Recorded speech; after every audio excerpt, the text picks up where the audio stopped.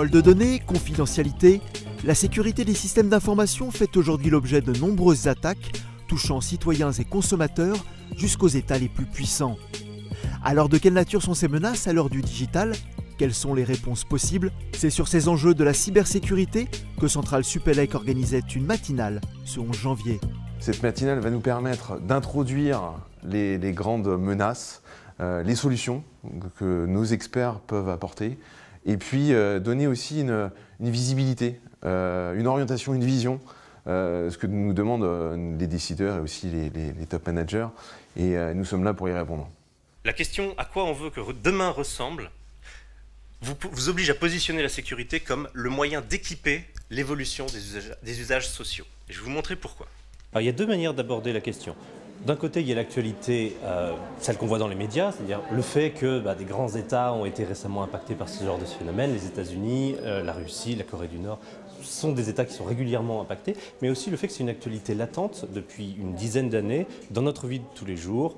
Des incidents de sécurité que les entreprises doivent savoir gérer et que les particuliers commencent à sentir également. Et donc pour pouvoir aborder cette question-là, il faut être capable de sonder ces couches profondes de la technologie et être capable de gérer tout ça à la fois. C'est un vrai travail, c'est une vraie compétence qui ne s'improvise pas. C'est de la chirurgie au final. Et il faut former les managers d'aujourd'hui, mais aussi les équipes, à intégrer ces dimensions nouvelles. À partir de 2015, on voit une forme d'industrialisation des menaces. On a des bataillons de hackers qui travaillent ensemble. La cybercriminalité est très organisée. Les attaques s'automatisent et deviennent de plus en plus massives. Donc face à cela, les entreprises doivent réagir et doivent s'équiper. D'autant plus qu'avec la transformation digitale, on va être de plus en plus exposé sur Internet, on va être de plus en plus exposé avec des objets connectés. Et donc, on doit absolument prendre en compte ces cybermenaces et mettre en œuvre des compétences de cybersécurité. J'ai rien contre les éditeurs de solutions de sécurité, mais il faut arrêter de croire le fait qu'on prend un produit, on le branche, on lui envoie tout un tas de choses, et au magique, il va vous dire toutes les attaques qu'il y a sur votre système d'information. Ce n'est pas vrai. Aujourd'hui, on voit qu'il commence à y avoir une vraie prise de conscience dans les entreprises. Beaucoup d'entreprises se sont dotées d'une organisation orientée défense, c'est-à-dire on arrête seulement de protéger, on voit la défense, mais pas que ça. Il y a eu une certaine évolution dans les outils de détection, il y en a quelques-uns, donc il y a quelques grands noms qui en font, mais ça reste l'esprit humain qui reste au centre quand même de la détection. Reste que l'esprit humain formé dans ce domaine n'est pas chose courante. Les compétences disponibles sont bien en deçà des besoins des entreprises, avec à la clé de fortes difficultés de recrutement.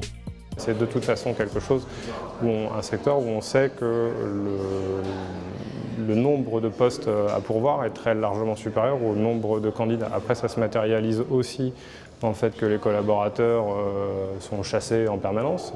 Alors nous, on a la chance d'avoir une structure où les gens en parlent beaucoup, mais du coup, on voit à peu près le nombre de sollicitations par semaine qu'ont les gens dans les différentes équipes.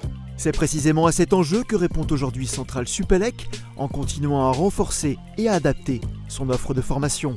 Depuis 10 ans, on voit qu'il y a un intérêt de plus en plus grand pour la cybersécurité. On a deux formations sur le campus de Rennes. On a l'option de 3e année, puis on a un master spécialisé cybersécurité.